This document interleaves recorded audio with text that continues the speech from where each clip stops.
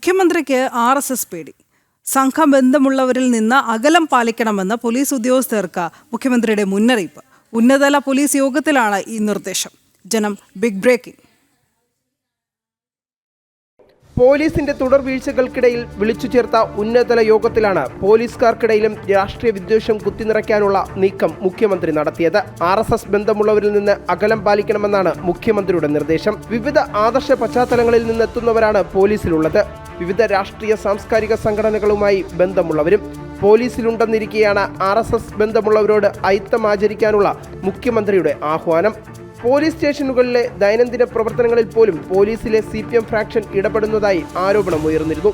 പച്ചവെളിച്ചം WhatsApp group വിവാദവും പോലീസിൽ സജീവമായിരുന്നു.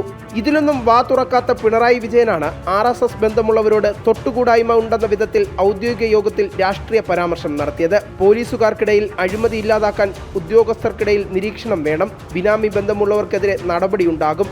കുറ്റക്കാരായ പോലീസുകാരെ മേലുദ്യോഗസ്ഥർ സംരക്ഷിക്കരുത് തുടങ്ങിയ പരാമർശങ്ങളും മുഖ്യമന്ത്രി യോഗത്തിൽ നടത്തി.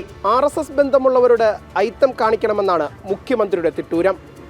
പോലീസിനെ ക്രിമിനൽ സംഘമാക്കുന്ന CPM ഫ്രാക്ഷനും രാജ്യവിരുദ്ധമായ പച്ചവെളിച്ചം പോലുള്ള വാട്സാപ്പ് ഗ്രൂപ്പുകളെ നിയന്ത്രിക്കാനോ ഒന്ന് വിമർശിക്കാനോ മുഖ്യമന്ത്രി തയ്യാറായിട്ടില്ല.